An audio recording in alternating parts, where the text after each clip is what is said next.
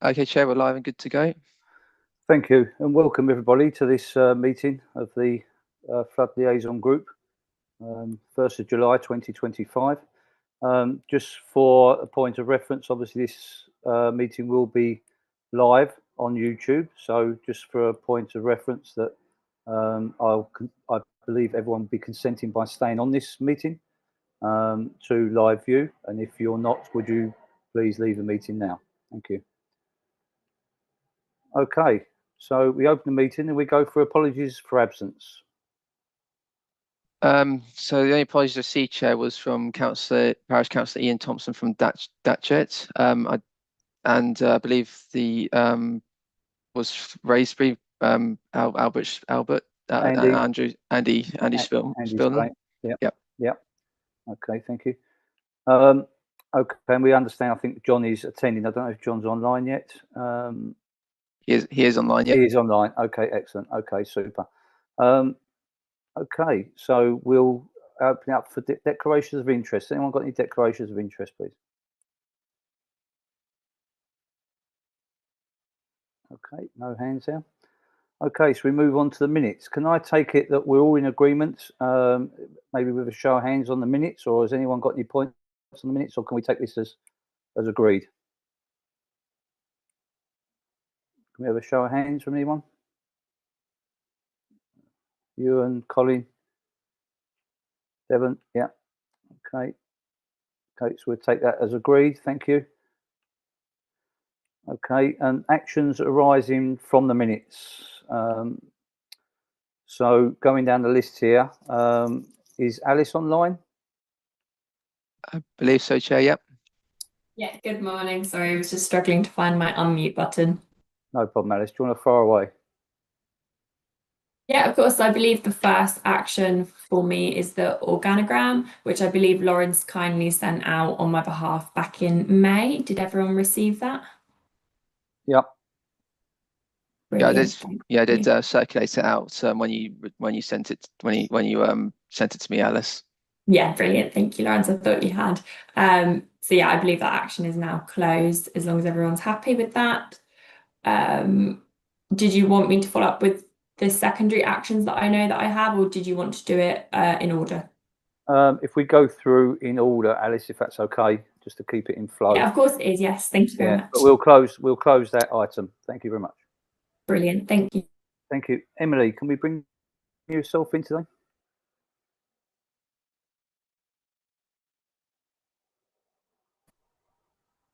Apologies, what action is this? To look into creating a flooding incident leaflet. You've replied. Yes, so I gave an update, I think, prior to the meeting as part of the notes ahead of the meeting. So I'm working with comms and our graphic design team to produce a sort of A5 leaflet, or not leaflet, sort of flyer, if you will, for signposting where to report flooding to. We're in the final stages of that. There's a final draft within my inbox, so I'm just working with comms to produce that, and hopefully then that will go onto our website and we'll get some printed copies for people to have within their homes as well. Super, thank you, Emily, and hopefully we can close that off at the next meeting. Yeah. Alice, did you want to come back in on that next point, please? Yeah, lovely. Thank you very much. So I'm aware of the issues that are ongoing at Eton Wick, and there are ongoing conversations about those. I have drafted together an email which includes some details on flood mitigation measures that residents can put into their gardens. I did get some feedback from the Eton Wick Waterways group that this might cause offence to residents, which wasn't my intention. My intention was more that it would be information that they can use to take measures themselves that are within their power and possibly can be done quicker. And then alongside that, I also have some information about invasive species and what to do. So I'd be happy to email those out, but I just wanted to check before I did that if that information would be welcome or not. If it would be welcome, if you could let me know specifically who to email it to, if it would be best to email to Lawrence so it could be shared with everyone in the Flood Liaison group, or if there are specific councillors that I should just send it to instead, that would be great. Okay, I think it should go to the group, but I think obviously in particular, Devon, did you want to come in on this, Devon? Feel free to send it to me, and then I can send it to Eton Town Council and Eton Waterways Groups. I think was the people who need to know. Brilliant, Okay. thank you. Okay, Alice. So that's okay. Next point is from David Harding. Is David online? I think he just entered the meeting, Chair. Okay, David, are you able to hear us? It says connecting to audio.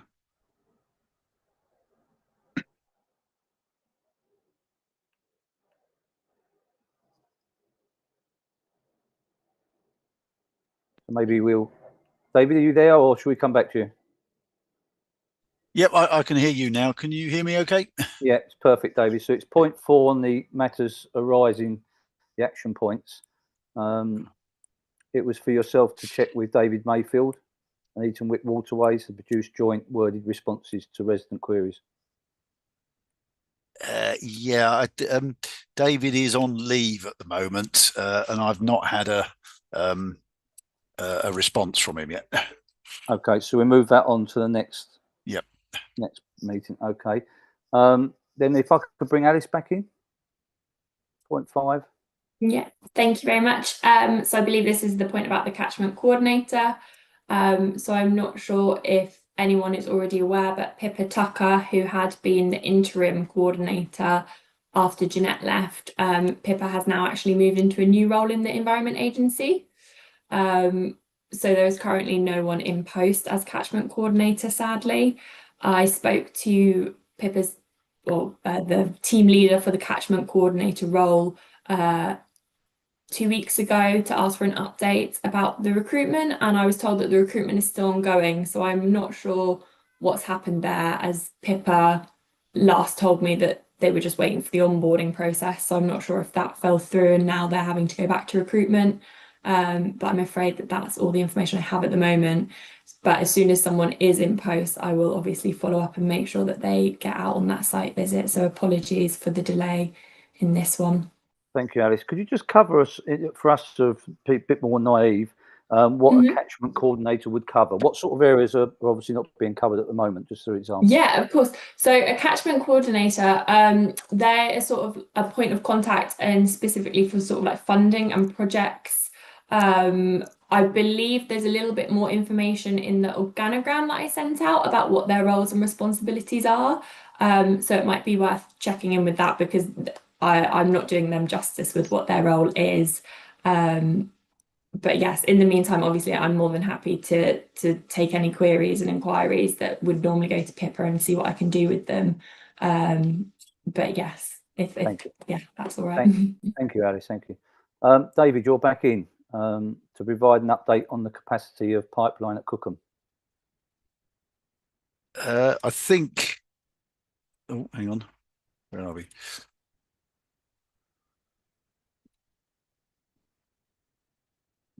Yeah. Last meeting, I said that Submit an environmental information request for that. I think I provided the email address. Well, I missed the first point. I don't know whether everyone else did in regard. I think your communications broke up there. So if you could repeat that, David. Yeah, I think the last time I said that they would have to submit an environmental information request. I can send the email address again. Well, if we can get that sent over, and Lawrence, Yeah. if we could get that added and sent out to everyone so they could make sure they've done it if they haven't.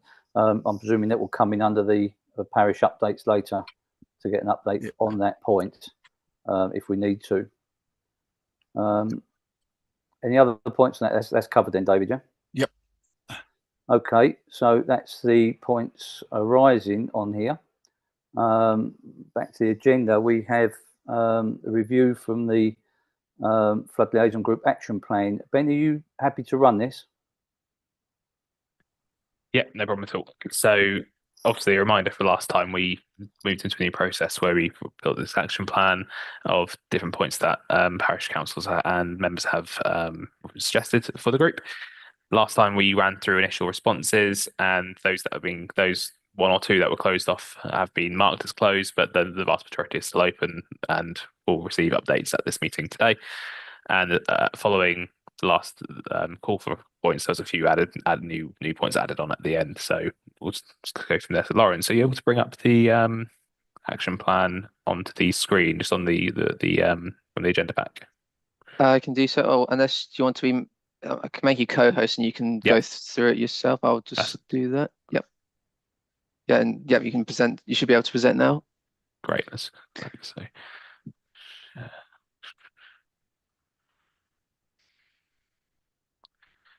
Get that working. Okay. Cool. So just sharing the screen now. Great. So brought up the document for the agenda pack for you there. So what we'll do is if we go through them one by one, I'll call the points, and then we can bring in the relevant officer to bring in the open discussion. So first points from Bray, the area around Blackbird Cottage, Forest Green Road, assessment directly flowing into a ditch, which flows into the Bourne.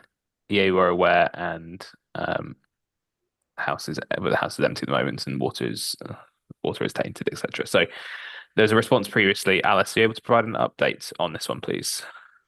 Yes, I believe at the last meeting we got an updated address and some information about the date when the report was made. I had our land and water team leader for the area check our system again and all of their email inboxes, and unfortunately they were still unable to find any information. They did feedback that with the information provided about the situation, at this time it would believed to be a minimal impact, so there wouldn't necessarily be investigated any further. However, if the issue is still ongoing and if it is, more severe than minimal, if you could please just report it again, because as I said, for some reason we're not finding it on our systems. We weren't sure if perhaps it was reported to the borough's environmental health rather than the Environment Agency. But yes, because we haven't been able to find a record of it, we can't confirm that we've had any follow-up action on it. I'm not sure if everyone's aware, but as well as calling the 24-hour hotline on 0800 80 70 60, you can also now report incidents online.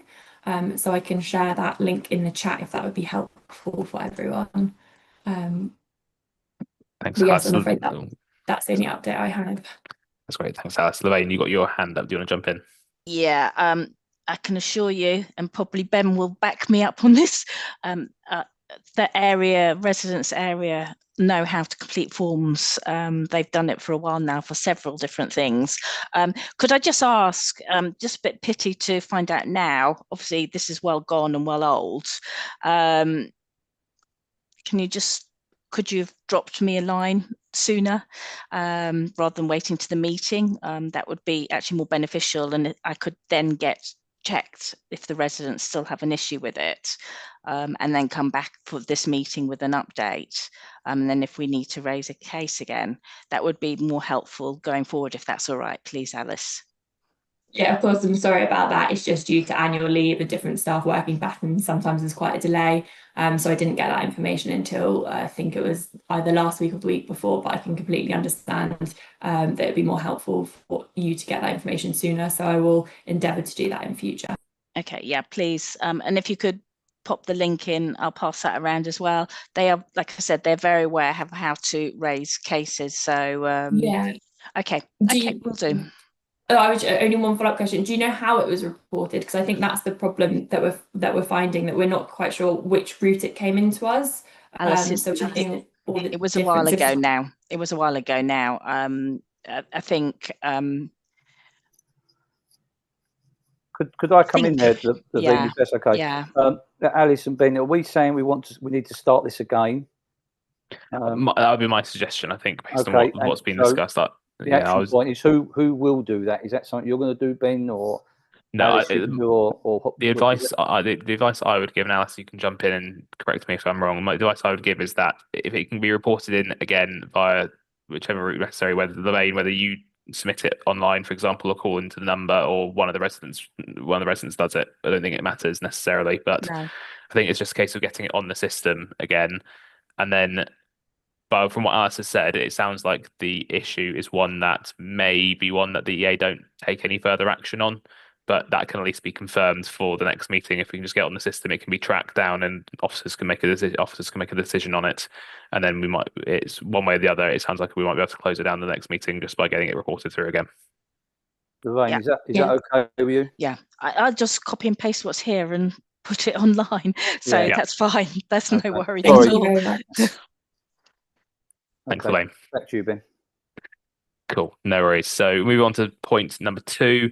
So next one's for myself and the borough. So this is around the field opposite Money Row Cottages having a cracked pipe and water not flowing away. So in this case, Lorraine, just give you an update for your side of things. We've done the work to clear the culvert has been completed. That highway work has been completed in the last month or so. I've caught up with our flood risk officer today, and the plan is he's starting to draft up contacts for the landowner to request that section of pipework be repaired so that we can get that squared away. So I will keep you posted outside of the meeting as and when that contact has gone out, but it'll be minimal. We won't provide much detail on that because obviously you'll be moving into that more enforcement sort of space. Thank you, Ben. Yeah, I mean, I'm sure I know we're cooking at the moment, but it's July.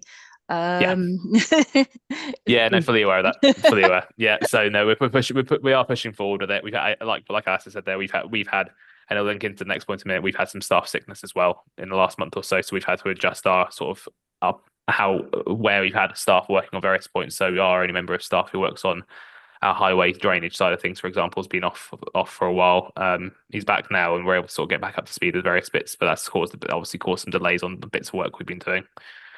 No, thank you, Ben. I know residents will be watching this to see what's going on. So yeah. Thank you. Cool. And on the Manor Grove, so the next one, Manor Grove, is a similar sort of situation. So we discussed last time that there wasn't any issue we identified underneath the road bridge there. Likewise, this is one of those cases that unfortunately, because there's no imminent property flooding happening at that point in time, we've not been able to prioritise at this point due to staff sickness on the highway drainage side of things. But again, I've caught up with my flood risk officer today, and I've asked him to make sure he gets out on site in the next couple of weeks to go and assess what needs to happen so that we can get relevant contact out to residents as soon as possible. Thank you, Ben. Great. Cool. On to the next one. So the next one is for Raisbury. So regarding the flow of the Raisbury drain, I can provide an update on that today as well. So I've had another site meeting with the landowners down at Hythe End around the plans to reinstate the section of open watercourse around their land. That they are now progressing ahead with the work needed to submit to planning, and are currently looking to engage planning consultants and get them on board. While that is happening in the background, we've also undertaken a CCTV survey of the Feathers Lane section to try and identify what is and what isn't there, and we're discussing internally next steps on that approach, whether that's something we need to then discuss around how we take that forward and what the results of that CCTV show. So I'll be able to provide more detail in the September meeting when we're a bit further forward. I'd also be hoping that by the time we get to that September meeting, we'd also have a planning application submitted. But I'll keep the parish council updated throughout that period of time. Thank you. I'm sure some questions will come later, but yeah, thank you, Ben. Yeah. Probably worth saying, obviously, if people do have questions as we're going through these, like Lorraine did with the points earlier, do please put your hand up. Mandy, you got your hand up. Would you like to jump in? Hi, yes. Anything on Cookham and Leeds Lane drainage? Any update? Mandy, if we can keep to the agenda, you're not at that point. If it's that's why I have to step away from a meeting for a little while. I thought I missed something for Cookham and Bisham. So that's why I'm asking the question. If Mark can bring it up for you and keep to the agenda, rather than if we jumping across. I know everyone wants to talk about lots of things, but we need to keep to the agenda, I'm afraid. But if you want to pass it over to your co-counsellor and he can bring it up for you, that's by all means. Who's this? That would be Mark, wouldn't you? You'd pass it to Mark, wouldn't you? Mark Howard, who's Howard? online. Yeah, so Mark's online. All So right, if you is want he to talk, online? he Okay, is, that's if you fine. talk No separately, that'd be problem. great. Yeah, I'll sort it's it just out, I don't Mandy. want. It's okay. That's fine. I just don't want to miss anything for our ward. Thanks, Mandy. Thank you. Thank you. Carry on, Ben. Cool. So moving on to point number 5, we're talking about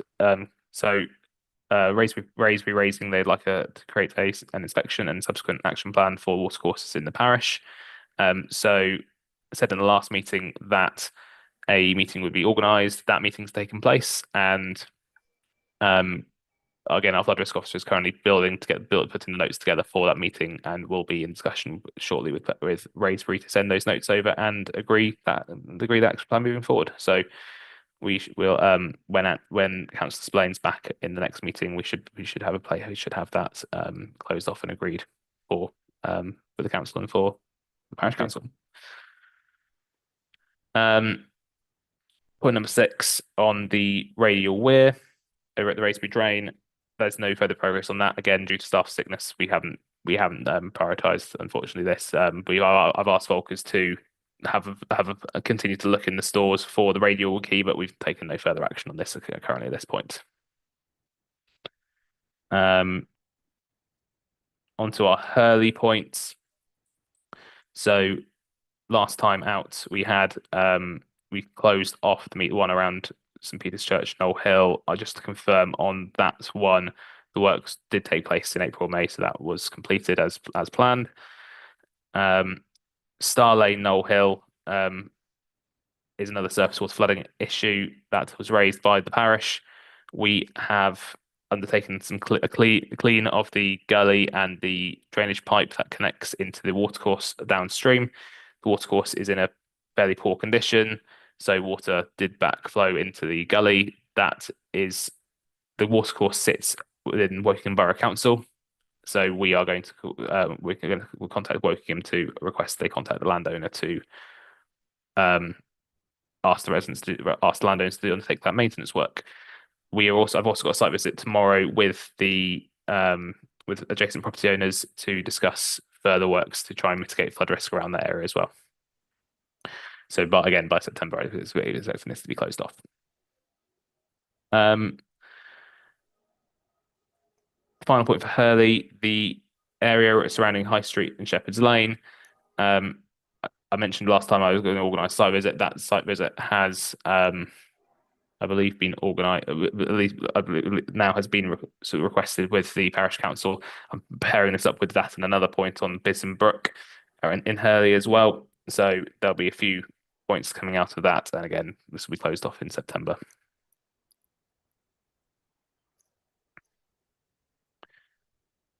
Moving on to point 10. So this is for Datchet. So to provide some information around the infilling of the railway tunnel at Eaton Road and the culvert at Horton Road. Alice, are you able to come in and provide an update on this one, please? I'm actually going to pass it over to Stuart as it's more linked with DEFM, if that's okay. Absolutely. Sorry, Stuart. No, that's fine. I was just about to volunteer. So just to say that in relation to this one, we are still looking at this as part of the work that we're doing on the Datchet to Hythe End project. The work that we thought we would be finished by June is taking a little bit longer. So it's going to be another month or so before we've completed looking at what our options might be. But what we want to make sure that we do is to be able to provide a combination of kind of short-term and longer-term options. So certainly by the time we have our next meeting, we will be able to provide something in relation to this specific point on the railway tunnel. Great. Thanks, Stuart. On to point 11. The question around when will the Datchet Common Brook be maintained? David, are you able to provide an update on this one? No, there's no update on that one. That's still sat with the reservoir team to come back with a date. Okay. So has that been passed down? So obviously we mentioned it was with the CEO last time. Yes. It's been passed down to them. Yeah. Yep. Okay, great. Thanks for that. Point 12 maintenance of the Crown Land floodplain system to be carried out. Stuart, is that another one linked to what you were saying earlier as well? Partly, yes. So certainly from an Environment Agency point of view, it's something that we are looking at. We've also met with the Crown Estate to talk to them about project-related stuff on their land ownership. But I do know that Datchet Parish Council have also separately met with Crown Estate to talk about this particular aspect. Great. Alice, is there anything else for your perspective to add to it? No, nothing to add. Great. Thanks, guys.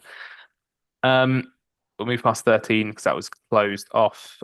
Dick, just to refresh, I know that you raised another point regarding that as well, so I've added that onto the action plan later on, if that's all right with you. Oh, you're on mute. You're on mute, Dick, just so we can't hear you. Sorry.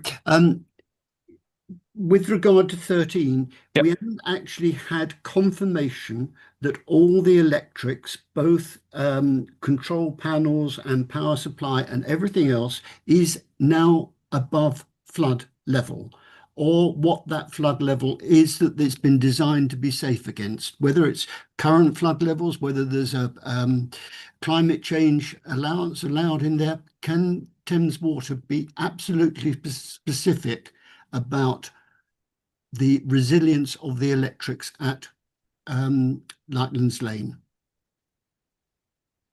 I could ask if there's a drawing or something showing what the height of the panel is. I don't know if that's available yet, but I'll ask the question.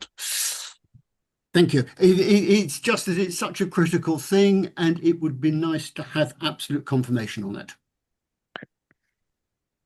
Cool. Okay. Thanks, David. I'll just make a note, and we'll add that into the point for you to bring something back to. Maybe if you could provide that maybe in between meetings, and Dick and I can discuss whether that close it off. Thank you very much. Thank you. Great. Thank you. Thanks. Point number 14.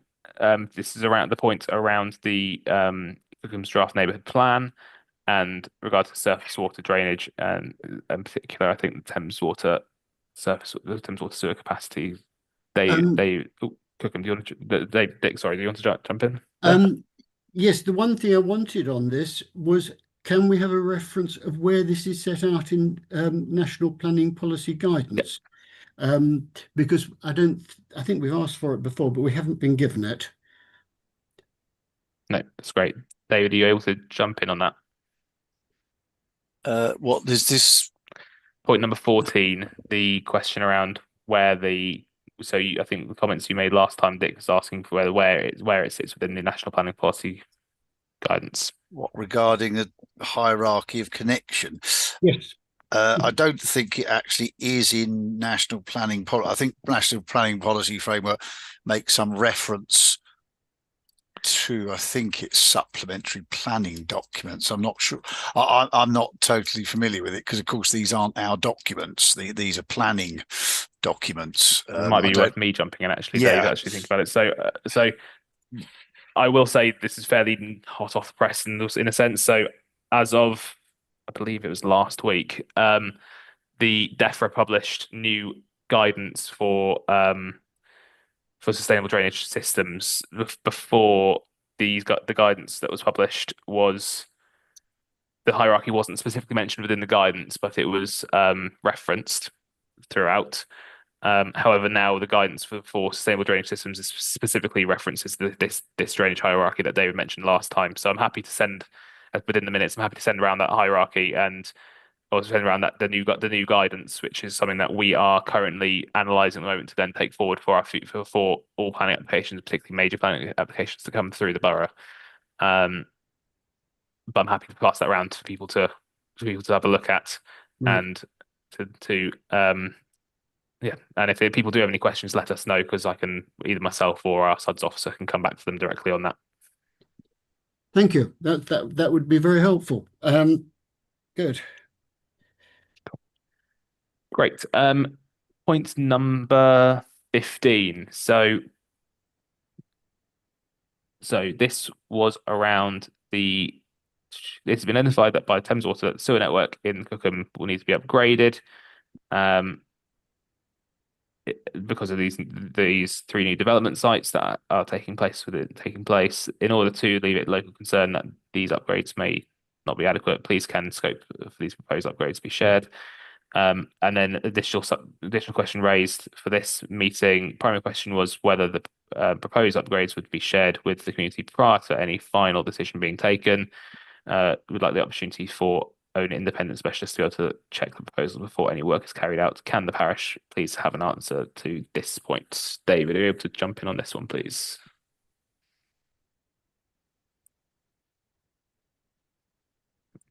David, you're on mute if you're talking. Yeah, I think wasn't there some direct correspondence taking place with our planning team and yourselves? I think I was CC'd in on some emails, but I didn't know if that conversation. I mean, again, if you want anything like, you know, project details, etc., the best route is that environmental information request, because they then have to respond within, I think it's 10 days or 20 days, and you know they'll validate the information. I think that's probably the best way to obtain anything like that. Okay, I thought this meeting was meant to be the best route, but if you would rather it was done a different way, I would try an environmental information request. Yeah, I mean, because this meeting covers quite a broad sweep of issues, I struggle to be able to track down the sources of all the information within the organisation, whereas the environmental information request team, that is their job to, you know, if anybody requests any information with a sort of environmental, you know, subject matter to it, that is their job to go off and find out the information and, you know, verify it and validate it and then respond within the required time frame. David, can I ask a quick question? Sorry, it's Mark Howard here. What is the route? Because I've also seen a lot of correspondence going backwards and forwards between the Parish Council and Thames Water on this very issue. My feeling, having read the correspondence, is that it wasn't going anywhere, that there was a reluctance from Thames Water's team to share that sort of information. Is there a second play after environmental information request? What's our sort of second route after that? Well, I mean, you know, the environmental information regulations, you know, that creates a statutory obligation on, you know, the holders of the information to respond or give a reason why, you know, they're not going to respond. Okay. All right. It's probably worth highlighting just to say that the environmental impact, environmental information requests are very similar to freedom of information requests. Yes. So yeah. It's a similar sort of process that if you specify what you want, that's what Thames Water will give you, unless there's a reason why they can't give it to you. For example, it's, you know, commercially sensitive or there's other confidentialities within it. So that's probably a good starting point. Can I just come in there, Ben? And obviously, I'll try and help Mark. So I think his next question is going to be: would we not, as the local flood authority, oversee that? I'm a bit lost at who's responsible for it. So it's not something that you would. No. So we wouldn't, because it's not our infrastructure, and we have no role with regards to public sewers. So our powers and our remit specifically excludes that of public sewers. Okay. Dick, can me and you and possibly Jackie Edwards sit down and check where we're up to on this, because maybe we're missing the point, maybe we're doing different things. So I think we will take that away and have a chat. Okay. And find that's fine. Where we go on that. Because, thank you, Mark. All right. Yep. If you can keep me posted, guys, as well, and then if it's something, if you are able to close this off through the information request, and we can close this off in between meetings. Yeah. Thanks, guys. Okay. Yeah. Back to you, Ben. Yeah. Great. Thank you. And we've got three new points at the end now. So, we've got the one. So I think these ones were a couple of these were moved from the old action log to the start of the meeting. So point 16, can updates be provided for the progress at the manhole cover at Money Road Green? So again, this one's for Thames Water. So David, are you able to provide an update on this one? Well, it's been put into the sort of the risk process, which is the sort of starting process for getting funding, making a business case for funding to address it. Yeah. But that could be on there for some time. Fine. So what I'd say, Levain, is that maybe worth, because it's in the business as usual process now. Obviously, I'm aware that it's a local issue that needs to be addressed, but it's one of those that there's no ability for the group to push that forward. Is that one that we can close, or is that one that we may need to periodically bring back to the table as and when issues start persisting? I think you probably know what I'm going to say. Yeah. Is the thing I would say is that if we keep, because we're in a similar position, that if things go on our program list, things will be prioritized as and when they can happen. Yeah. If we have action points with everything on that basis, it's difficult for us to close things off as a group. So I do totally hear what you're saying. Yeah. How otherwise do I ensure it gets done? I get that. David, do you want to jump in? I would say that, every incident, I would ring it in as a pollution. I think they do anyway, but I will remind them again. But yeah, I mean, and possibly, report direct to the Environment Agency, report to the Environment Agency and copy Thames in, because pollutions, get investigated as sort of the highest priority. And if there's just repeat pollutions at that location, then it will escalate it up that prioritization process. Could you provide the contact details? Make sure that you're saying contact emails.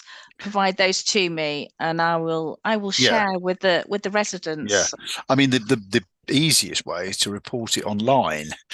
I can send a link to the website page where it's report a problem, and because it takes moments to do. Yeah.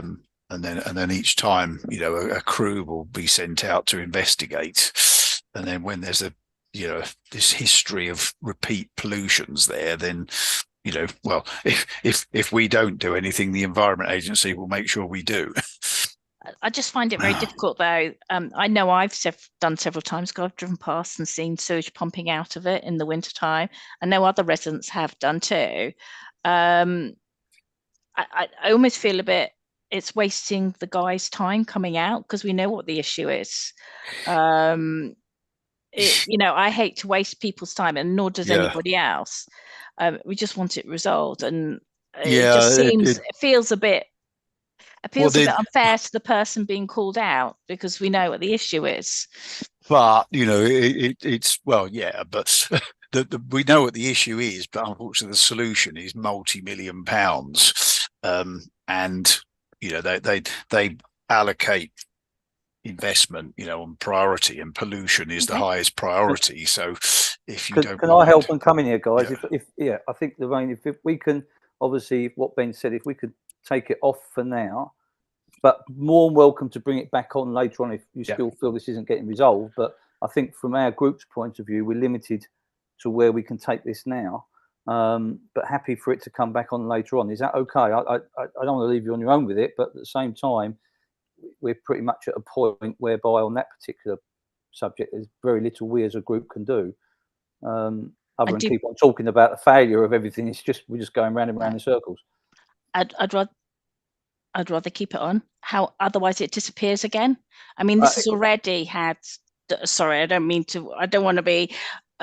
I want to be pushy here. I am going to be pushy because this has already gone on for years. Yeah, this has gone on for years, totally get it. Yeah. And the frustration is really high. Let's take it back to Ben. So, how do you want to progress this? Is there a list that we're going to run in the background that can come back on, or how? So, if we want to keep it on, that's fine. The two options we've got here. So we can either close it down, and it says, what we do with what we're doing with the action plan is, you can see we've got the closed ones on here as well. So we can run through it, and it can be this. We can always go as we go down the list. For example, if the issues are persisting and there's need to bring it back up again, we can talk about that way.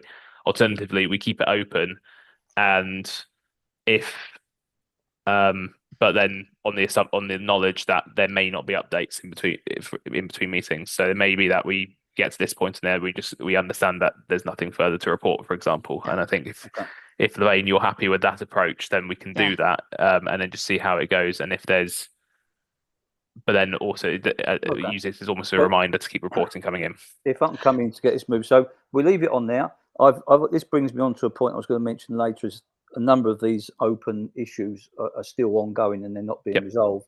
I would ask Devon, Lawrence and Ben to organise a separate meeting, say a month before our next meeting, where we can sit down and discuss how we can take these things forward and look at this, because I'm concerned, obviously we started this new process, which is great, but obviously if everything's just going to be kept open and rolling and rolling and rolling, it's not really helping the group. So could we session in another meeting, just as myself as chair, Devon and yourselves as officers, just to sit and discuss this and come back to you, but leave it on now for Lorraine at the moment, and we'll leave it on for the next meeting, but we come back to everyone and make a suggestion how we can deal with this going forward and what we've put in place since this last meeting regarding these ongoing issues.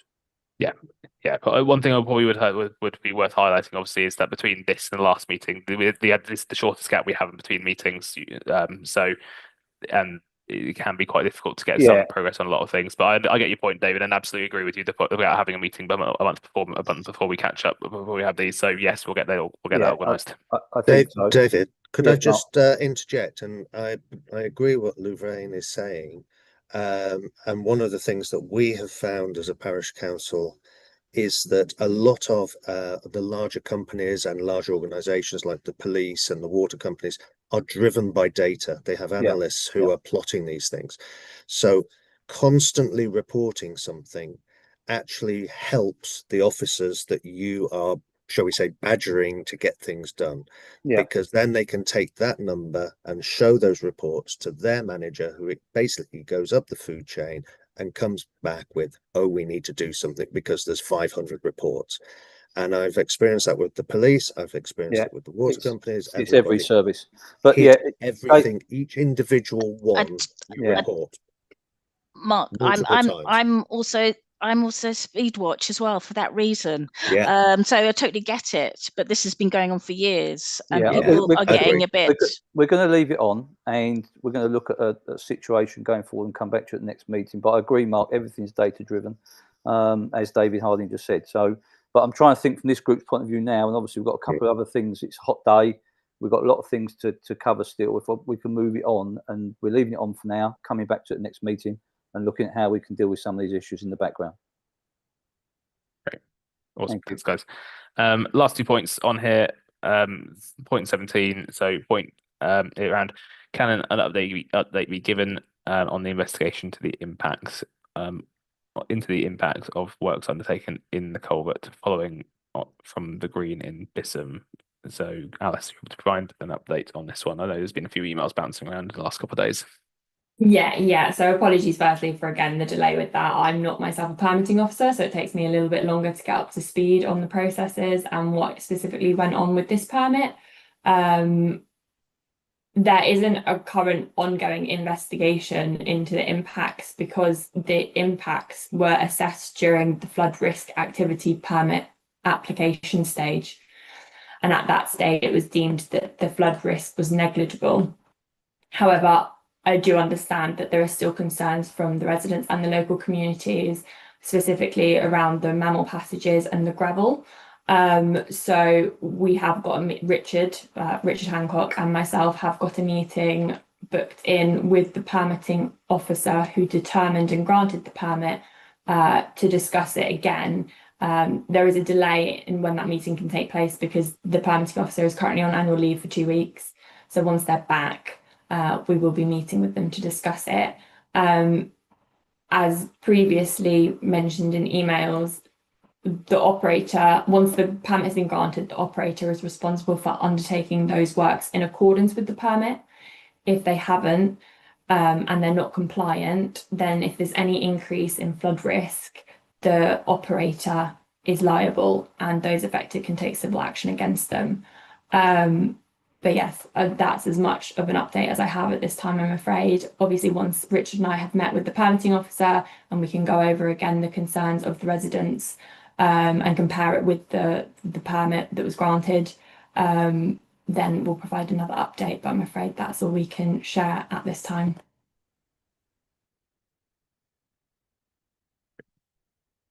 Great, thanks, Alice. And then the final point we've got on the action plan. And can I raise something before you? Of course you can. Of course. Sorry, Colin. Yes, go for it. So obviously, I'm happy that there is a little progress and that we are talking about it. I'm not so happy about a couple of things. Firstly, is the statement that flood risk is minimal. When one house has flooded 10 years ago, how can a risk be minimal when you alter something to the detriment of the environment? That's one point. And the second point is that we would need this determined before the next meeting, because once we get into October, that is flood season, and that's when we will have problems again. I would ask a question also, which is, if you're working to a plan and that plan is altered, does the permission to go ahead get revised? Because that's what happened here. There was a dramatic change in the plan, the design of what was to be done in the culvert. And in that case, was permission asked again to go ahead with the new plan? I'll start with your last point because I'm afraid my memory isn't very good, and I'll need you to reiterate your first 2 points, I'm afraid. But with your last point, as I mentioned, the operator has to adhere to the permit that was granted. So if during the process of construction or at any stage after the permit's been granted, if those plans change, they should come back in for a variation on the permit where the new design will then be reassessed. So if that has happened and they didn't get a variation, then it's still the operator that's liable because they have done works that aren't compliant. Okay, and that's what you're going to find out. Yeah, well, yeah, that's what I'm going to discuss it more with the permitting officer, because obviously I'm looking through email chains, I'm looking at documents, but I wasn't there during the conversations in the process, so I haven't got the full picture. So that's why we're going to have that conversation with the permitting officer when we can. Could you reiterate your first 2 points? Sorry. The other point was due to the fact that you have said that flood risk is minimal. How can that be when 10 years ago, one of the houses there flooded? So this one's a little bit difficult for me to answer because obviously the historic flooding that you're talking about, I don't know the full circumstances on why that flooding took place. What I can, I should probably clarify with what I mean when I say the flood risk is negligible. It means that we've looked at the designs that were presented to us during the flood risk activity permit application, and it has been determined that those designs have a negligible flood risk. I don't know if that helps. I think it's worth, Colin, I think just to clarify, I think what Alice is trying to say is that the plans that have been approved have a negligible impact on whether it has an impact on increasing risk or increasing risk. So it's not saying that the risk isn't there. It's just saying that it's not saying that increase or decrease. Yeah, it's just saying that it's negligible decrease. Yeah. Thank you, Ben. Sorry that I wasn't clear about that. Thanks, Ben. Any other questions there, Colin? No, that's it for the moment. Thank you. Great. Thanks, Colin. And then last point we've got on the action plan currently. So, Colin, just to check on that one, are we happy to close that one off, or should we close that one off in between meetings once us had discussions? Just to clarify. It needs to be left on there until we get the answer. Great. But I think the answer is clearer now. Yeah. Thanks, Colin. Last point, point 18. Can we please have details of what further work is going to be undertaken to improve performance of the bund around the PA I can't remember the pump station. Sorry, a pump station. That's I think we're talking about Lightlands Lane here again. Yes, we are Lightlands Lane again. The bund failed both in 2014 and 2024 floods. There are 2 gullies actually inside the bund that feed directly into the wet wells. Thames Water put this connection in about 8 years ago, and it means that floodwater pours into the system totally uncontrolled when the bund fails. What are Thames Water going to do about it? David, you jump in on this one. The risk of sounding repetitive, I would say submit it as an EIR request. Because to be perfectly honest, whenever I go to the teams who manage the assets, they're quite sort of uncooperative because they feel that they've answered every question there is under the sun about Lightlands Lane, and none of it will have really any sort of make much difference to the ability of the whole sewer network to work whilst underwater. So if you submit the environmental information request, then they will have to give you a response. But I'm not really getting much response from them.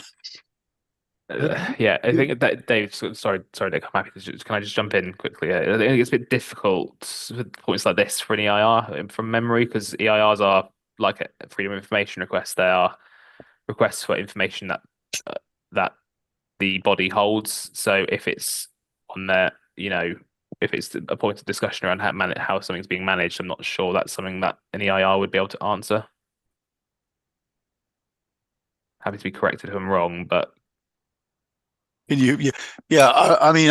just struggling to get the colleagues to engage really on it, because they feel that it's kind of deck chairs on the Titanic situation, because when such a large area goes underwater, there's just so many points of ingress to the sewerage system. Yes, but David, the amount of water that can get into Lightlands Lane from fluvial flooding from the drainage network is restricted by the pumping capacity of the Berries Road and the Danes Manor pumping stations. Those they serve the areas of Cookham that are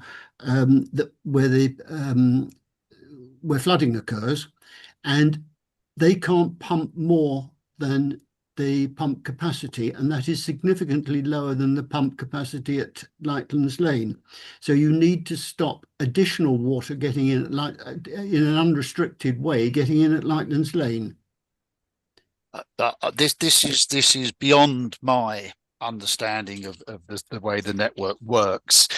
There has to be. I just banging my head against a wall that they just won't engage, because it's a foul drainage system. It's not designed to work underwater. It's not designed as a fluvial flood defence. If significant parts of the network are underwater, they say it ceases to function, and they won't give any more information than that.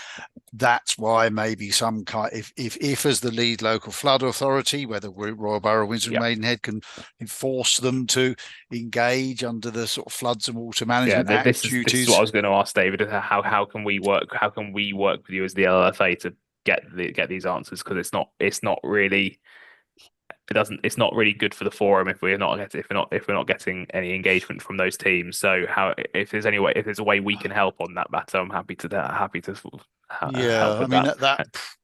If you could try the EIR route, if not, guys, can we take a couple of questions here, because Councillor Coe's got his hand up and Councillor Howard after that. If we take Councillor Coe, because this might answer some of the questions. So Councillor Coe, did you want to come in? No, it's not going to answer any questions, I'm afraid. Okay. This is totally rests with Thames Water, but given that regulation of Thames Water rests with national government, I wonder if it's a matter to raise with Josh Reynolds and to ask him to pursue it with the Minister, because effectively what we're talking about, although I take David's point that once all the sewers are under flood water, then none of it works. If the pumping stations flood, then your recovery must be much slower, because you've got to dry them out and sort them out. So there is Well, purpose. that was an earlier point about the raising of the electrical equipment and the so coal. It absolutely is a strong purpose in making the pumping infrastructure resilient, even if it's going to be turned off during the flooding, so that it can recover quickly afterwards. Well, it won't have to. The pumps are submersible, and the equipment on the panels has been raised, so it won't have to be turned off for health and safety reasons. So there's no reason why it wouldn't continue to operate. It's just the sheer volume. It's the River Thames pouring into I think a the point sewer network. I think the point we need to take forward is what Richard said, is to take it up with the local MP and take it further there, because obviously a lot of these things, David in particular, you're getting brick walled on, and we're not going to go any further, so it has to go up a level. So I think if whether it's the local flood authority, whether it's local councillors, whoever, I wonder if the MP, if Dick, myself, and Mark or coordinate to then raise it with Josh, or maybe just Mark. Yeah, can I just come in a moment, because I think we're mixing up several subjects. The question on this one is about the compound. In other words, the 4 meter long wall that is going around the pumping station. What we're finding is that when the field around it floods, we're finding that the water from the flood is actually coming into the concrete floored compound around the pumps. And what we're trying to encourage Thames Water to do is to almost treat that compound as a swimming pool, but on the other way around, to try and keep the water on the outside by using one-way flaps on any gullies and any other pipes which are coming in, so that the water isn't effectively seeping into the compound, seeping into the network. Because although I do believe what David is saying is quite right about the fact that, there's a lot of water getting in there, we are finding that a lot of that water is coming through certain weak points in the system, because a lot of the places where when we've looked, a lot of the places where the pipe comes out in flooded areas is actually raised. There are a few places where it doesn't happen, and one of them is the pumping station. And what I understand from this is that the only thing I was curious about was the word gully. And to my mind, gully is an open pipe, half open, half pipe open, or is the gully actually a pipe which we could fit some sort of one-way water flap on, like you do on normal Mark, can I come in here, because we're not going to solve the issue? No, but I think it's that we need to clarify this, because every time we talk about this with Thames Water, we get told, quite rightly, there's a whole lot of water in the Thames, and they're right. Yeah. But what we're looking at here is small things. The question is defined in the paper there. Therefore, we need to talk about the question and not let this discussion expand into greater things. So please, can Thames Water come back and answer the question? But David's telling you that he cannot get any answers from. Then David needs to escalate it. And if David is going to come back and tell me in writing that he is not able to get engagement through his management structure to answer this question, then we will write via the MP and various other peoples into the further up the food chain to bring this down. But at the moment, I can't use David's ad-lib, or sorry, not ad-lib, his words just in this. I need something firm to wave in front of someone. I quite understand that people get to a point when their bosses or whatever don't want to answer. Let's take that point, Mark. Let's take that point. So, David, is that a process that you can help with, or is that something you can't get involved in once you need to escalate? This is David Harding. Yeah, I can ask the question one last time and say that, if they don't answer, that'll be your next step. Yeah. And I think it's just defining the question, because you're getting a very general answer to quite a specific question. And we would like a specific answer to the specific question. I mean, regarding the query about the gullies, so the on-site drainage for surface water in normal circumstances when there's no flooding has to go into the wet well in case there's any spillages, etc. If typically, you know, surface water gullies would go to a water course or they'd go to a soakaway, but because it's a foul pumping station, in case of any spillages, it goes into the wet well so it can go off to the treatment works. Okay. During the two major flooding events, I remember being told that water was coming up through the ground, the unpaved parts of the compound. It was going under the bund and through the soil and coming up through the ground. Dick, is that your understanding as well, or different? I think it's partly that. It's partly, of course, that the bund is only on three sides, which leaves the fourth side rather undefended against floodwater. And the keying, that's because the ground rises a little, but the keying in of the wall on the two sides that run into the higher level ground is very minimal and almost certainly totally inadequate. Well, can I just take this, guys, because I'm still conscious of the time and the heat, and we've got a lot to get through and a very important subject next. Not this is not important, but can we take this offline with Ben? And Ben, can we follow this up and Mark, obviously, with David Harding and Dick, and take this offline and get the answers we want? And then obviously, if David, you could reiterate to your management team that obviously there will be an escalation of this if there isn't a suitable solution to this answer. I think, and then obviously you can go take this offline. You can look at the groundwater issues, the other issues that are happening. You know, it's hard to stop that amount of floodwater, as we know. But if we take it offline now, is that okay, guys? And we move this meeting forward. Thank you. Great. Cool. Ben, so if I could ask you to pick that up with everyone after, that'd be great. And thank everyone for the input. It's obviously a very, very difficult issue. I am actually going to have to jump off fairly soon, if that's okay. Were there any? I'm just looking at the agenda to see if there are any more points. That was the last point, David, in terms of the action plan. So I don't think that was the most important one, David. Thank you. Yeah. Okay. So if I'll jump off if that's okay. Yeah. Okay. Okay. Thank you. Bye, everyone. Thank you. Bye, David. Cool. So I'll stop sharing there because that's the action plan completed. So we can move on, Chair, to the next part of the meeting. Yeah, super. So thank you, and thank you for everyone. Obviously, we will be looking to have another meeting a month before. So if anyone wants to share any points regarding this meeting or frustrations you may have, because I think there will be frustrations, please share with us in the background. Be really appreciated. Coming on to point 6, the presentation discussion, central government's plan to reform the approach for funding of flood schemes, and this is being led by the Environment Agency. Is that correct? Yes, Alice, I think you've got some slides, haven't you? I do have some slides. Yes, is it possible for me to share them? Yeah, I'll just make you I'll make you co-host, and then you should be able to share on this call. Thank you so much.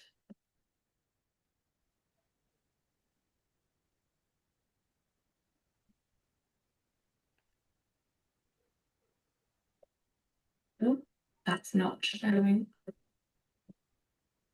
Sorry, just bear with me one moment.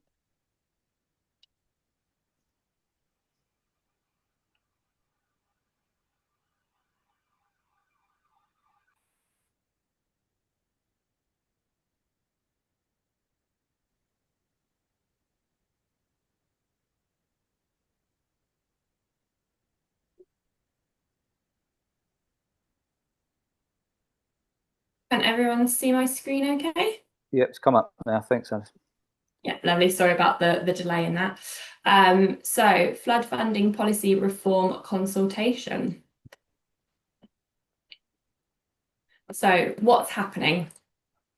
As part of the government's plan for change, there are new proposals that have been introduced to reform how flood funds are distributed. On Tuesday, the 3rd of June, 2025, it was announced by the Floods Minister, Emma Hardy, that the DEFRA consultation on the reform would be launched and it will be open for 8 weeks. The consultation considers a new funding approach, new project prioritisation, as well as a call for evidence on longer term improvements. These longer term improvements will seek views on alternative sources of funding to enable government funding to go further, as well as exploring opportunities, further opportunities to support flood risk management. The new approach will be launched in time for the start of the new flood investment programme, which is April 2026, and transitional agreements will be put in place for existing projects in construction.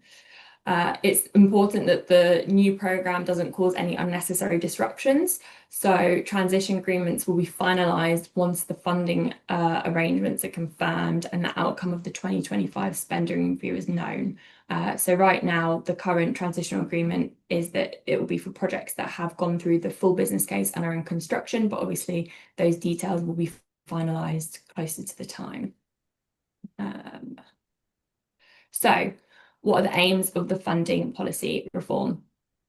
The main goal is for it to be a new, simplified, flexible and strategic approach to flood resilience investment, which will ultimately allow delivery of interventions in a more timely manner and build national resilience.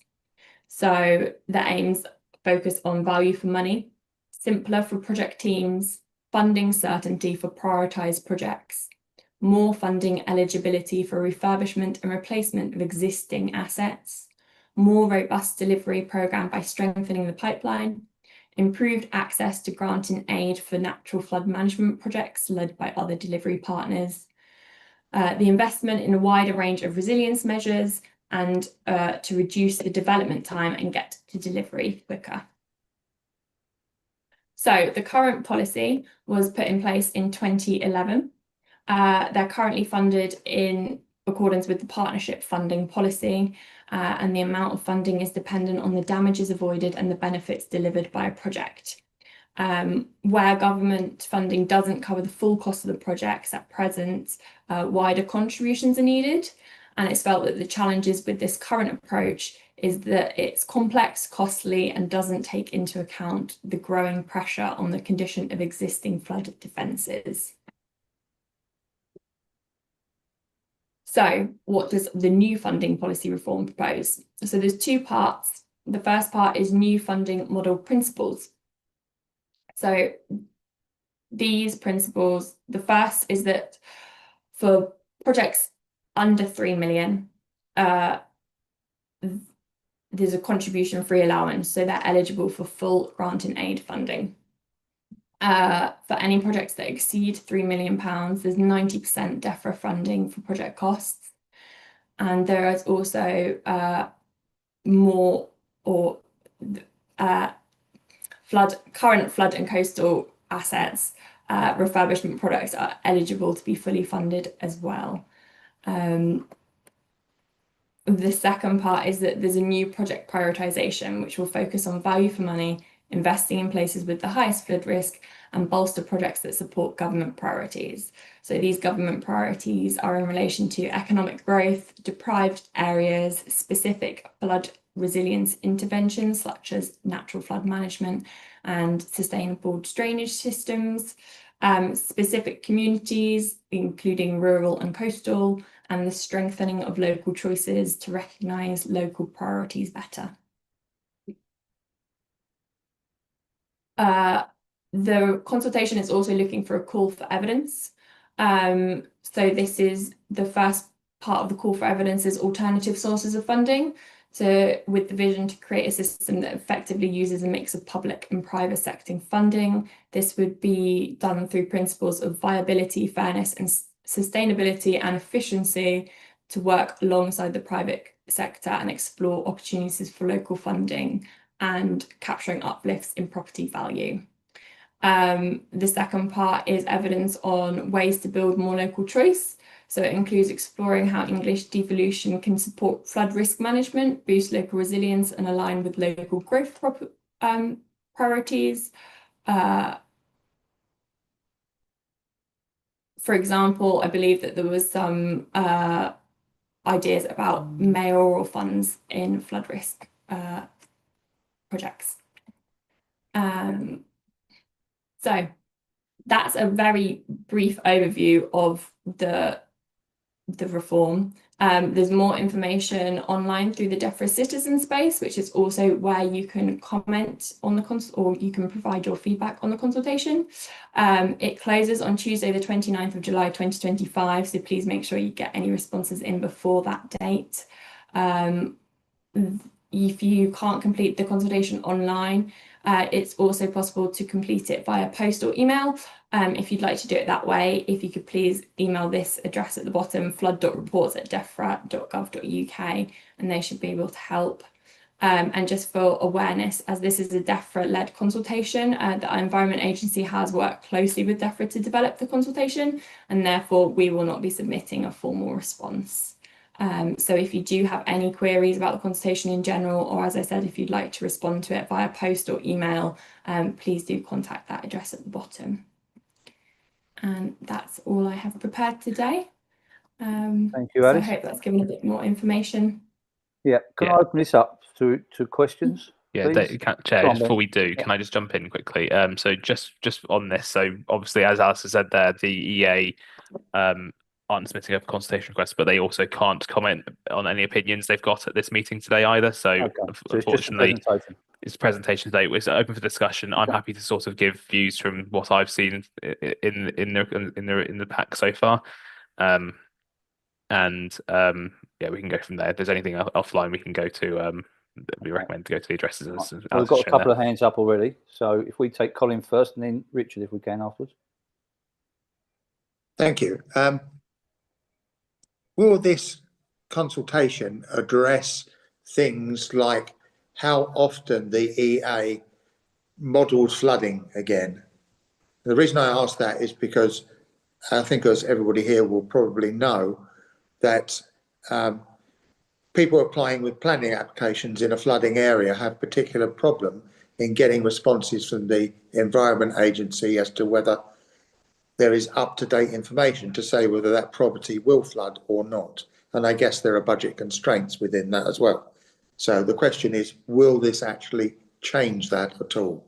And when would the EA next produce new maps, new flooding maps related to our whole area? Well, if I can come back on that quickly, Colin, there was an update in January by the EA, and all residents have to do is put in their postcode reference, and it will give them the whole highlight of their property situation. What with the map? With everything's on there. Okay, yeah, I'm not aware that of was that. all updated in January by the EA, so I doubt there'll be one in the immediate future. No, okay, thank you. But that's all linked to planning as well, so hopefully that's helpful. Yeah, it is. Thank you, Richard.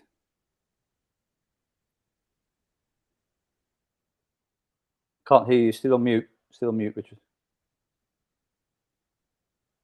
I don't want to ask Alice to tell us anything she's not allowed to tell us, but I think I read somewhere that there might be cutouts from the new policy for some new larger schemes, including the RTS 2 and 3. Are you able to tell us what schemes are in mind for being sort of outside of these arrangements? So I don't personally know in detail. The only one that I've heard of is the River Thames scheme, but I think that there are a couple that are still in discussions at this stage. I thought maybe something about the Thames estuary sea defences as well. Yeah, I can jump in there, Alice. So the document, specifically references the River Thames scheme and Thames Estuary 2100 scheme itself. So those are the two schemes that are specifically mentioned within the consultation pack. Then, as Alice says, there may be others that are going through the same process, but those are the two that have been publicly made aware of. And just to clarify, Ben, that's RTS 2 and 3, but not Correct. 1. Correct. Yeah. Thank you. Yeah. So.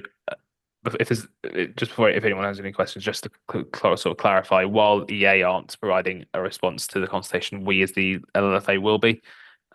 We're currently compiling our thoughts at the moment on this, but sort of give a general overview, sort of the thoughts that we've had so far. What we've seen is that obviously there's room to be positive in terms of the availability of the ability to get schemes funded moving forward. The ability to, particularly for authorities such as our size, we've had schemes where we've done work before to create options for an area, which is the schemes then fallen down based on the funding gap due to the old partnership funding rules.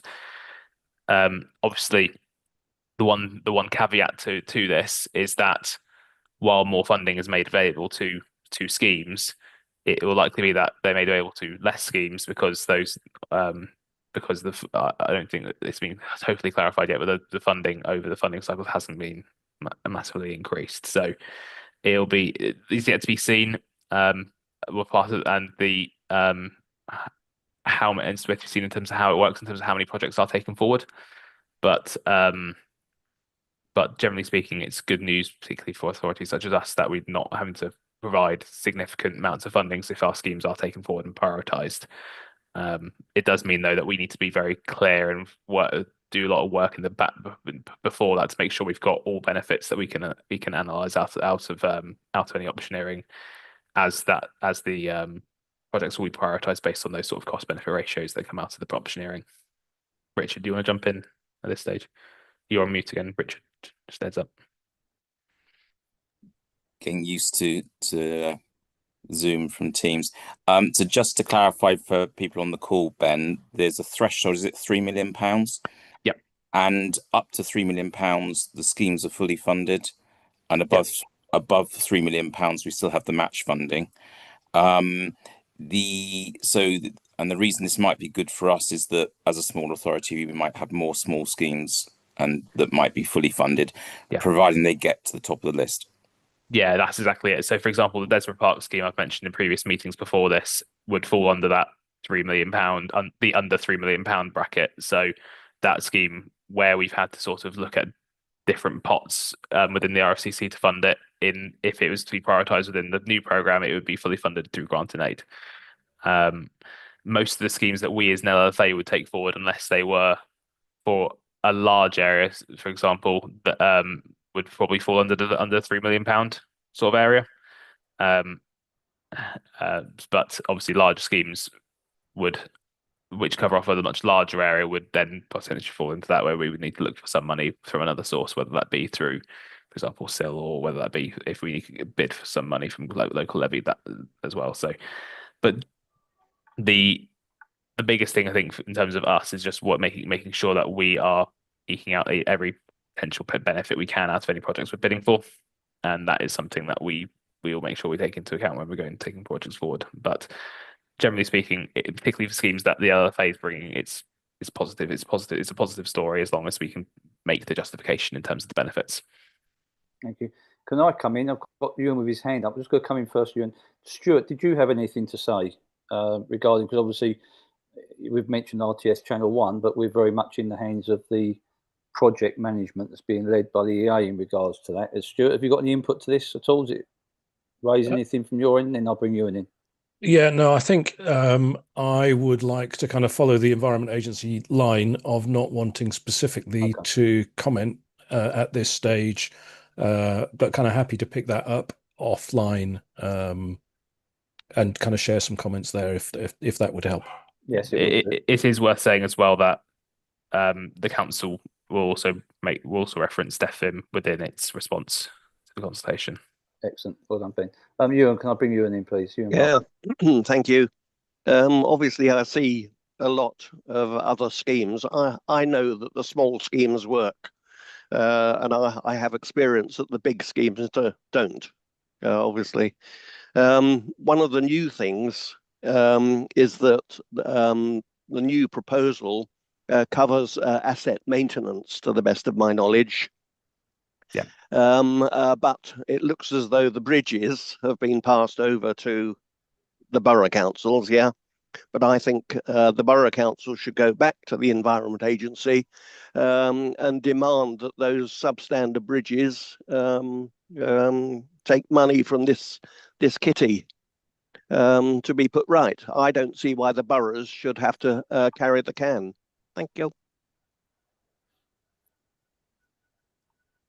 Any feedback on that, Ben? Or? Yeah, there's been a few points, a few emails bouncing around about this in the last couple of days. So I obviously, particularly in reference to, I think you sent through an email earlier in the week about one in Bucks which collapsed. So there's obviously the one that there's been concerns around the one at Black Pots, for example, which I know is closed currently. I had a chat following on from those emails with the team, with the Rights Away team, just to sort of clarify the latest update and the more detailed surveys being completed in that area. They're now just sort of discussing next steps so they can work out how they're going to take that point forward, particularly for that specific bridge. But we can take that in the background rather than it's not really this meeting and this forum to discuss it. Okay, well, we're limited to what we can discuss. So obviously, will you be sharing the borough's response, or how would people be able to get access to that? I'm fairly certain we can. So the form itself is an online form submission. So I will need to double check that, but I certainly can. I can certainly look at providing that. It's something that we're just building at the moment, and I'm going to be discussing it with more senior officers later today. Excellent. Or tomorrow. So sorry. If we can, obviously that would have a great a benefit to people to see sight of the response and see where the borough sits. That's great.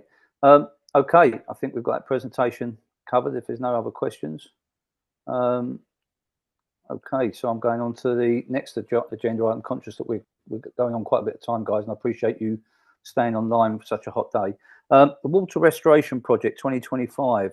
Are we receiving a presentation on this one, Ben and Lawrence, or is this one that's up online? I think I'm not sure if it's Laura. Did you want to present this, or did you want to just give an update on where this is? Yes, please. So yes, you have been, everybody on the forum will have received, I think, my presentation, which I don't plan to show because, you know, time. Some of you know about our restoration fund, some of you don't. So I'll give a very brief resume. It's interesting because it might link slightly to what you were just saying about funding from the government. This was a tranche of funding called the Water Restoration Fund that was created in 2023, and then we were asked to put a bid in 2024. It took some time, but by January 2025 we got the money. Now, what we got the money for was a development bid. Our development is based on a sort of progression from the 2022 survey that was done by Kane Bauer Engineering. The overall result of which was to say that the Roundmoor and Boveney could cope quite easily with the current volume of outflow from the Thames Water treatment works, and also could take extra. This was very pleasing to Thames Water because I know that the pipeline idea was withdrawn, possibly as a result of that. However, the caveat to that report was that it has to be maintained better and on a regular basis, or the impediments to flow would have to be dealt with in the long term. Also, there was suggestions that certain areas of the bed would have to be reformed. In particular, there are areas along the latter part of the Boveney where the sort of shingle riffle beds that were created by the Environment Agency in 2016, which they did to compensate the total obliteration of fish populations in the 2014 flood. They did that to encourage fish to come up from the Thames to spawn. Might be very successful in that, I don't know, but what it did was it held back water behind it, almost like a weir. Now we have I'm not going to show you the diagrams because you'll see them if you wish. We have very proven by hydrology reports that the flow rate from the Jubilee, where the sort of comes under the Jubilee from Thames Water treatment works, down to the Thames is extremely poor gradient, particularly so on Dorney Common. And that is why most of you will have seen a lot of the flooding taking place on the Common. If the water can't get down quick enough to the Thames, it just spreads out. It's a natural phenomenon of a floodplain, and that's not what we're aiming to address. That is not an issue. The issue that we want to address is resilience for our residents. So several of our residents have gardens that have flooded over and over again. Now, Alice, I apologise if I didn't mean offence, but when you suggested that those residents create bog gardens, I thought that would be offensive to them because they have children who play in the garden, and any water coming down there is polluted with sewage on a frequent basis, particularly in the spring. So that would be out of the question to have a sewage bog garden in your garden. As well as that, we have a great deal of erosion and sort of local flooding, some of which comes up through the ground into the fields around there. So landowners are equally concerned as we are. This fund provided us the funds to to go ahead and ask Kane Bioengineering, who are already on the case and who've done several surveys already, to produce a very much more detailed development plan of feasible possibilities for reducing the flood risk. We don't yet know what those might be, quite rightly, that's why we're employing them.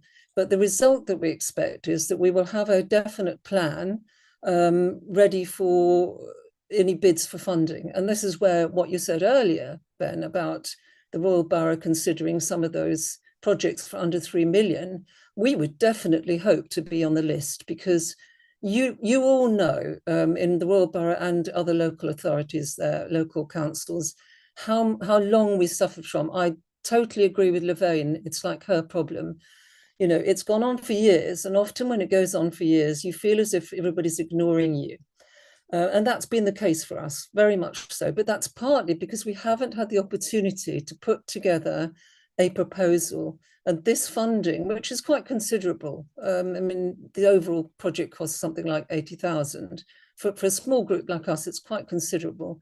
We're hoping that that will bring us into the spotlight a little bit more, both with the Environment Agency, providing the flood risk assessment plans go through, which they should if it's done carefully, and also with the local authority and any other parties, particularly Thames Water, who might wish to contribute to the actual delivery of this project. Now, coming on to the delivery, the plan for this would be, provided we can get the funds, the plan would be to sort of coincide it with the development of Slough sewage treatment works, because the plan there is to, yes, increase the amount of water that they process. So we've got to be ready for that. But it's also planned that we will no longer have these sewage releases. That is part of it. The bunds on the sewage fields will be improved, and the storage capacity at the works will be improved.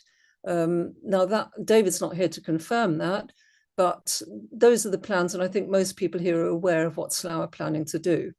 So they should be finished around 2030 by our reckoning, and we would be finished well in time for that. What we don't want to be in is a situation where the ongoing maintenance of weed removal every year is causing the greatest impediment, more than any other factor, even more than the fact that we have a very poor gradient. So in conclusion, we're at stage one, which is development. We've got the funding. By December, we should have a plan, which of course we will be sharing with the forum, we'll be sharing with the council and anybody else, any stakeholders. And then we hope to move on to bidding for delivery, which could come into, you know, possibly, well, it'd be under 3 million, but it would be in the millions rather than the thousands. So it's a big project. We would need assistance with that. That's what my main point is here today. Please take that on board. I would like to, in the absence of any other councillor from Eton Town Council, I'd like to update you on the progress with the current weed removal and remediation by Thames Water. David also wasn't able to do that because he said he hadn't been in contact with David Mayfield. There is actually, David Mayfield is away, that's true, but Kausara Begum is in charge at Thames Water, so she could have given an update, but I will. They started immediately after the spawning season ended because they're not allowed in sooner. But they didn't start straight away due to hot weather and health and safety concerns. So they've got very little done, and they've now stopped altogether because there's a fallen tree in the river which needs removing. We would argue that they could just go upriver a bit and then come back to it. This tree was actually observed by our volunteers in April, and we informed the landowner, which is Eton College, through their agent, to remove it before the clearance started in June, and they didn't do that. So now that's a crisis point, but it is being addressed. So it's a great cost to Eton College. If they'd gone in sooner, it could have been dealt with. We get this a lot. Crack willows are sort of almost designed to fall in rivers. It's not unusual, but this one was particularly big and we couldn't deal with it. And Thames Water Crew wants to charge something like £3,000 to remove it. A bit extortionate. So we are proactive. We got fed up with being a complaining group some time ago. We are proactive and we are doing something about it. And I think I think that's a really good example for some of these other groups who seem to be getting nowhere. So that's the news. Yeah. Well done, Laura. Yeah, and congratulations on being an active group. Yes, we have to be. I know, and it is part of the frustration that many of us feel. But well done, well done, and hopefully. I'm sure, by the way, that somebody said about data. I'm absolutely convinced that the amount of complaints that come from our residents, both to our MP and to DEFRA directly, sending them to Thames Water is pretty useless. But if you go higher up than that, that has resulted in fines being placed on Thames Water for the 2024 floods, which are quite excessive fines. And that was in the news recently. And we know that a lot of that was reported by our citizens. So really good on their part as well. And talking of that, I forgot to mention the Water Restoration Fund is funded by the fines that are made to the water companies, specifically in this case to Thames Water. So that's how we got the money. And I think that was a fantastic scheme, but it'll probably disappear with the new rollout. So, well, hopefully you'll get a bit more money as well, some support. Any questions from anyone in the group? Ben's got his hand up.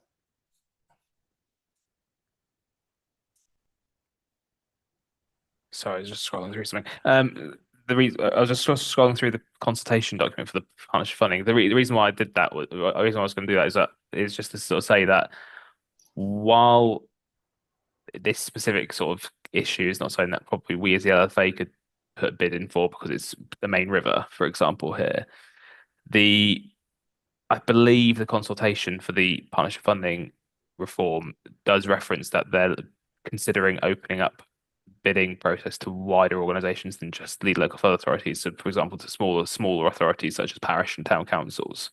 Now, that may mean that, for example, Eton Town Council could put the bid in directly to the government, and that's something that maybe we as the LFA could help support that process. Alongside EA colleagues and Thames Water, obviously, for them being the relevant authorities regarding that water course and what's happening with the situation. But just wanted to flag that it's definitely worth having a look at the consultation just for that element as well. So just wanted to make you aware. Thank you. Thank you, Ben. And thank you, Laura, again. If there's no other questions, I've got no other hands up. If I could move the agenda on, that'd be great. But thank you again, Laura, and keep us in touch with everything that goes on. Do have a look at my presentation online, all of you. I've seen it on there. It is on there. Explains a lot more. All right, thanks. It is on there, but thank you very much. Sorry we couldn't go. Thank you for having me. Thank you. Ben, do you want to bring us in on the section 19? Yeah, like last time, it's not something I'm going to present, but it's just sort of another time to just highlight some of the progress we've done. What has happened sort of in the last few months has been a bit of a stock take in terms of where we are with some of the actions. So, for example, I'll share screen quickly just so we've got up on the screen. That one there.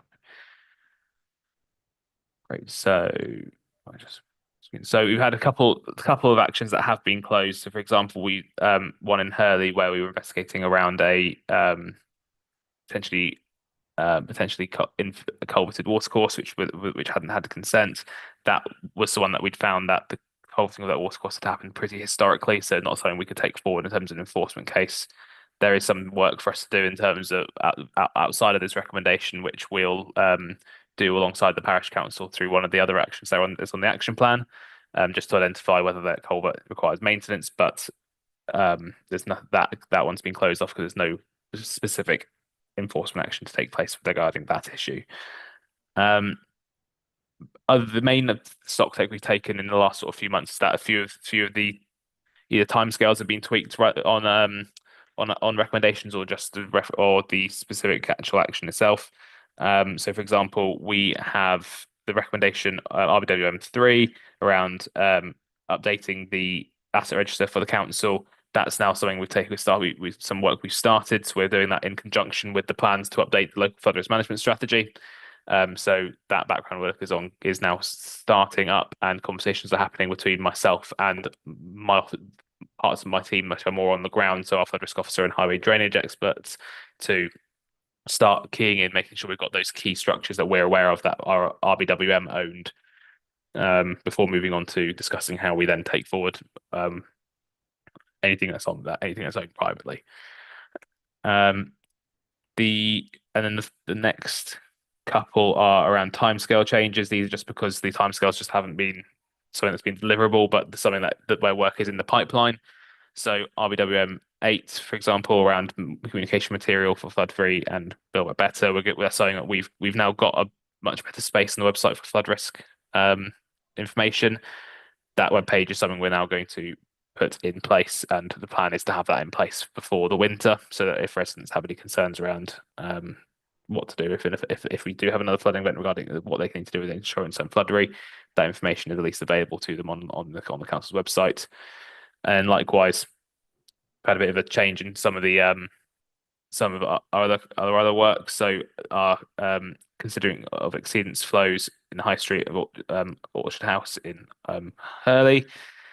That one's been pushed back to March 2026. That's just simply because we plan to get the works done within this current financial year. It's just a case of whether it's a piece of work that we're prioritising against other work with regards to our highway drainage budget. And the final one on this list is the second to last one is the Lead Lane Dungrove Hill works that we've been considering. So B1 and B2. That work has had to be pushed back to September. That's just simply down to discussions with the landowner there to ensure that the work we're doing doesn't interrupt with his harvest, for example. So being with the middle of farmland, we don't want to do something which will then make life difficult for those landowners. And the final one around the council working with the EA to pick up information around planning stages. So, for example, that is with specific reference to a section of Bund that was missing, that was removed through a planning application in Raysbury. I've had some discussions with the Assistant Director for Planning. The plan for internally will be to create a list of whether it's the asset register, whether it's other assets that are more informal that don't get included on an asset register. But still have some significance with it. Whether locally, we'll create a list of those assets, which will provide a GIS layer to planning to make sure that it is in their data set when checking on planning applications, particularly in those areas at risk of flooding. So that's the update for the Section 19 side of things for this month. I'll continue to provide updates as and when. Probably worth indicating we are likely to publish another Section 19 report in the next couple of months for surface water flooding in Maidenhead from 2 thunderstorms that happened last September. So this report will also include recommendations that fall off of that Section 19 report as well. And just to clarify, Ben, these are all available in the public? Yeah, absolutely. Yeah. So we'll provide an updated. We'll update the action plan, the recommendations list. Sorry, for the January 2024 Section 19 regularly. And the more regular updates we provide at this meeting here. Super, thank you. Okay, excellent. I'm going to go on to parish points now, because obviously we can cover any points anyone's got there wants to raise. Is there any particular points from the parish councillors or the parishes that are present? Has anyone got their hands up? I want to discuss. It hasn't been discussed in this meeting.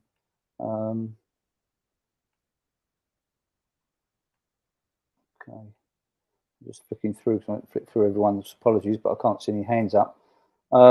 Obviously, there's some reports on the link for the Zoom meeting, which everyone can refer back to, and in particular, Laura's full presentation is there, as are some correspondences from some parish councillors that Lawrence has kindly put up there, if people want a reference to.